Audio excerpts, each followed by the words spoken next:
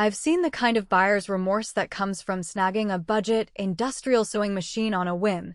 You get a machine that looks solid in the catalog, you plug it in, and within the first week you're wrestling with skipped stitches, a foot that won't stay level, or a motor that coughs out when you try to tackle denim.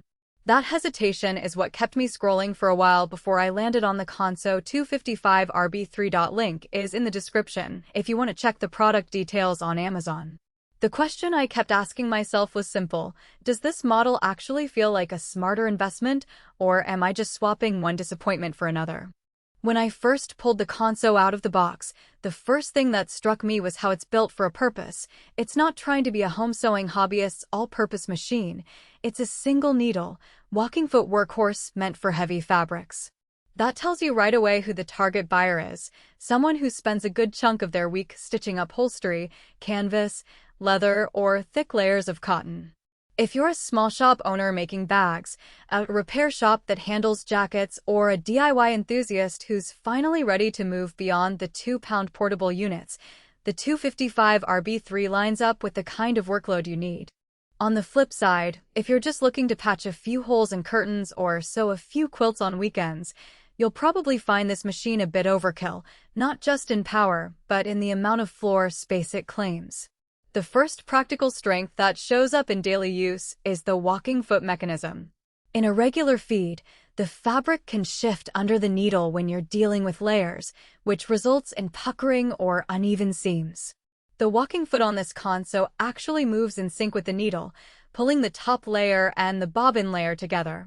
In my test runs, I ran a double-layer canvas tote, a 12-ounce leather strap, and a 10-ounce denim patch. Each time, the seam stayed flat, and I didn't have to stop and readjust the tension like I would on a standard machine. That's a concrete time saver if you're producing multiple pieces in a row. Another real-world advantage is the needle feed system. It's a single-needle design, which may sound limiting, but what it really means is that you get a very consistent stitch length and tension across thick materials.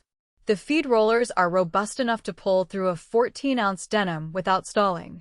I also noticed that the motor hums at a lower pitch than many comparable models, which suggests it's not being overtaxed when you're running long seams. For anyone who's ever had to stop a job because the motor overheated, that's a relief. Now, let's talk about the hidden trade-offs. The biggest practical weakness is the learning curve. The machine doesn't have the kind of one-button stitch selection you see on newer hybrid models. You have to manually adjust the stitch length, tension, and foot pressure. That's fine if you're comfortable with a bit of deal-in, but it can be frustrating for a newcomer. In addition, the machine is fairly heavy. You'll need a sturdy, level workbench, and it's not something you can easily move from one room to another without a dolly. The footprint is also a bit larger than a typical 14-inch domestic machine, which means you'll need to plan your shop layout accordingly. One point that came up when I dug into the 43 Amazon ratings, a modest 3-star average, was that the machine's warranty and customer service can feel a little vague.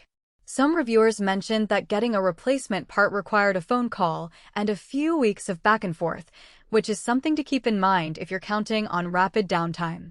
That isn't a deal breaker for a professional who can schedule a few days of maintenance, but if you need an immediate fix for a rush order, you might run into a snag. So, who should walk away from this one? If you're a hobbyist who only occasionally works with medium-weight fabrics, a lighter domestic machine with a built-in buttonhole stitch and a lower price point will likely serve you better. Likewise, if you need a machine that you can store in a cramped apartment, the size and weight of the Consew make it a poor fit. On the other hand, if you run a small-scale production line, need consistent results on thick layers, and you're comfortable spending a few extra minutes setting up stitch parameters, the 255RB hits the sweet spot between industrial power and relative affordability. From a value perspective, the price point sits in a range where you're not paying for the brand's premium factory floor models, but you also aren't getting the stripped-down version you'd see on a wholesale site. The real value comes from the walking foot and the reliable feed system that reduce material waste.